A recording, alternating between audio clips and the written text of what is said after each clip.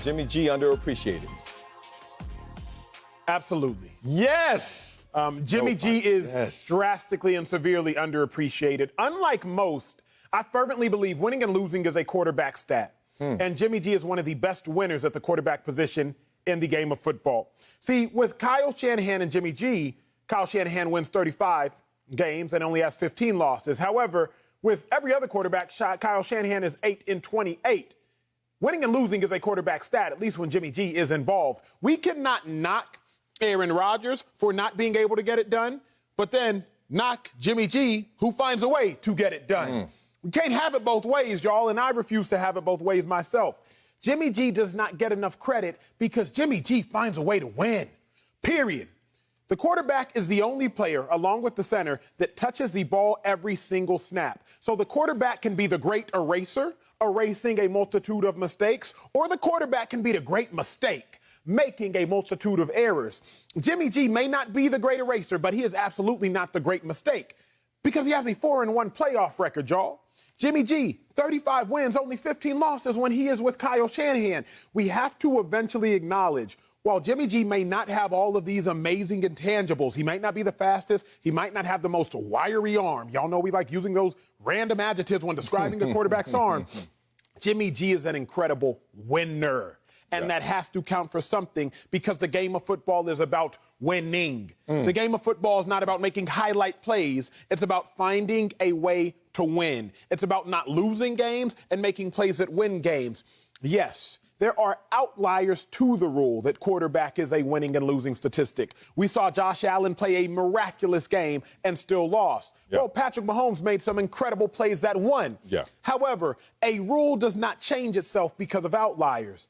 Ryan Tannehill lost the Titans that game because he played as the great mistake in that game. So Jimmy G finds a way to win. And we need to appreciate Jimmy G for being an ultimate winner. He is underappreciated. He certainly is underappreciated. And I'm glad it's getting crowded on this side of the room in terms of appreciating who Jimmy G is. This really is a conversation that you have to break down by tangibles and intangibles. And the thing about Jimmy G that people, I don't know why they're forgetting, is that he's anointed. Bill Belichick drafted Jimmy Garoppolo. What does that mean? Bill Belichick also drafted Tom Brady and got the most out of Tom Brady, as Tom Brady is now the GOAT. Now, Tom Brady, his greatest talents are his intangibles. Let's just be real about it, because don't let anything else distract you from when you first saw Tom Brady, and some of his coaches have come on this show and talked about it and testified to it, didn't have off-the-chart talents in terms of tangibles. But in terms of intangibles, work ethic, leadership, determination, desire, discipline, everything on the weight room wall, Tom Brady was off the charts. Now, it took us a while to finally give him his fair due and his props.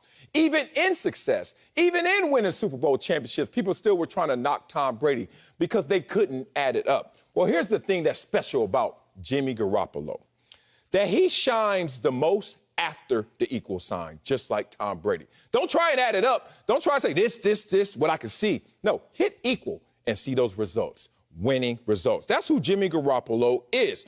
I love the fact that sometimes you can look at a situation and not read it properly, and then you have that epiphany, that aha moment, and then you realize, who is the magic straw? Who is stirring this to make this all happen? It's Jimmy Garoppolo. Think about it. Kyle Shanahan, tremendous coach, most would say. Genius coach, a lot would say. Without Jimmy G, you don't have the same results after that equal sign. So Jimmy Garoppolo is that adult in the room, Mr. Steady Eddie. Doesn't get all the props, not causing all the stir, not making all the noise, but is that adult in the room that is steadying this ship of all those personalities and all that dynamic talent. Let me accentuate that point. Phenomenal point. The problem is not with Jimmy Garoppolo. The problem is with us and our analysis of Jimmy Garoppolo. The problem is we have too narrow a scope is how we analyze Jimmy G, and thus we don't actually analyze what's most important. We analyze what's easiest to assess. What do I mean? Yes. Even in our educational system, we only value intellectual intelligence. But what really takes you throughout the course of society is emotional intelligence. The problem is you can't quantify emotional intelligence. You can only quantify based off a standardized test intellectual capacity. So we are only testing what is easiest to assess as opposed to what is most important. Talk to us. When it comes to Jimmy Garoppolo, we don't actually assess the it factor. Him running up to kicker Robbie good as gold at the end of the game and clearly seeing that they have a bond. I wonder what Jimmy G told Robbie Gold before the kick that sent the 49ers to the NFC Championship game. We don't assess those things that are more difficult to quantify. Let me give you all another story. I've said this before. Me and Marcellus, we are walking to a restaurant. It does not matter. I will say we are walking to Cheesecake Factory. We walk into Cheesecake Factory. I'm like, hey, big dog, sell. I left my keys outside. I must have dropped them outside. We walk outside. I turn right. I start checking under the nearest light pole. Nearest light pole. Sell looks at me and says, Acho, we didn't come in from the right. We came in from the left. I look at Sell and say, I know, but it's easiest to assess under this light. That is what we do as it pertains to quarterback play, and that's what it is with Jimmy G. I know he wins a lot, but it's easiest to assess that his completion percentage wasn't great. I know Jimmy G wins a lot, but it's easiest to assess the fact that he threw an interception this game. I know Jimmy G wins a lot, but let me just look under the light pole because that's where it's easiest to assess passer rating and interceptions and touchdowns and completion percentage and QBR. But the fact of the matter is, Jimmy G is a winner. So we need to start to try to acquire information where the information is most important. And that is what pertains to winning and losing with the team. Tremendous. Look at this layer over here. I'll take the factory grande burrito, sour cream on the side. Love me some cheesecake. You got to know your order, too. Boy, already. That menu too damn big and too damn long. I ain't got time to read this book. Okay, so, ooh, man, Jimmy G, man. You know what's funny about talent?